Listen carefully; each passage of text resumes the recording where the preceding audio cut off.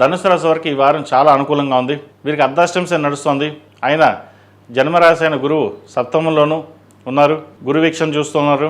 మీరు చేసే ప్రతి కార్యక్రమంలోనూ సఫలీకృతం అవుతుంది. పట్టుదలతో ఏదైనా కార్యక్రమం తలపెడితే అది 10 మంది మెచ్చుకోదగ్గగా ఉంటుంది. దూర ప్రాంత ప్రయాణాలు కలిసి వస్తాయి. ఆరోగ్యరీత్యా చిన్న చిన్న ఇబ్బందులు ఏవైతే ఉన్నాయో అవి సమస్యపోతాయి. రియల్ ఎస్టేట్ రంగంలో ఉన్న వారికి అనుకూలంగా ఉంటుంది. ప్రభుత్వ రంగంలో ఉన్న వారికి అనుకూలంగా ఉంటుంది. అధికారుల వల్ల మెప్పు పొందగలుగుతారు. అయితే ప్రయాణాలు ఎక్కువగా చేయవలసి ఉంటుంది. చిన్న చిన్న డిస్టర్బెన్సెస్ వచ్చినా దాన్ని సమర్థవంతంగా నిర్వర్తించగలుగుతారు. ఏదైనా ఒక సమస్య వస్తే దాన్ని పరిష్కరించి 10 మందిలో మెచ్చుకోలుగా చేసే ప్రయత్నాలు ఏవైతే ఉన్నాయో అవి సఫలీకృతం అవుతాయి. మీరు బాగా పనిచేస్తున్నారని చక్కగా పేరు ప్రఖ్యాతలని వచ్చే విధంగా ఉంటుంది. కానీ మెప్పులకి దూరంగా ఉండడం, సాధ్యమైనంత వరకు ప్రశాంతంగా ఉండమైన జీవితాన్ని గడపడం చెప్పదగింది. ఖర్చులను అదుపులో ఉంచుకోవాలి.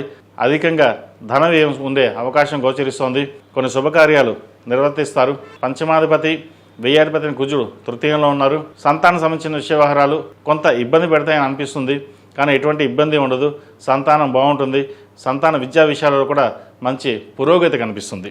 గడిచిన కొన్ని వారాల కంటే కూడా సంతానాభివృద్ధి చక్కగా ఉంటుంది. ఏదైనా సరే సంతానాభివృద్ధి బాగుండాలి.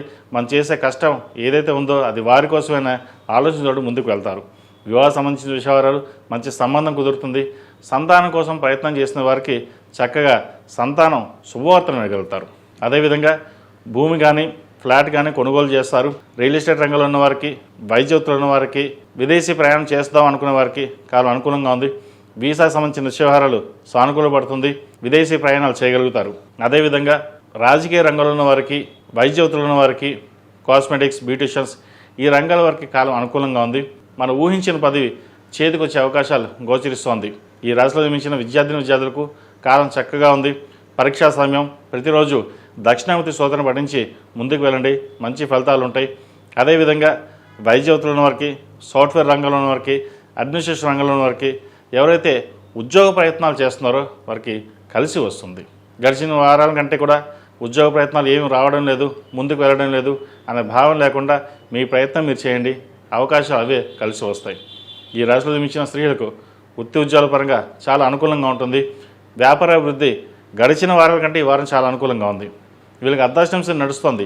అయినా రాష్ట్రాధిపతి ఆయన గురువు సప్తమంలో ఉన్నారు. మీరు చేసే కార్యక్రమం ఏదైతే ఉందో అది సఫలీకృతం అవుతుంది. 10 మంది మెచ్చుకోలుగా ఉంటుంది. అలా విధంగా నరదిష్టి అధికంగా ఉంటుంది. మీరు బాగా పైకి ఎదుగుతున్నారని, బాగా సంపాదిస్తున్నారని, 10 మందిలో పేరు ప్రఖ్యాతలు ఇచ్చుకుంటున్నారని ఈర్ష్యా ద్వేషాలు ఉండేవాళ్ళు ఎక్కువగా ఉంటారు. ప్రతిరోజు కుదిరితే రోజు లేదా గురువారం నాడు, మంగళవారం నాడు ఇంట్లో ధూపం వేయండి. దానివల్ల కొద్ది వరకైనా నరదిష్టి అనేది తగ్గుతుంది.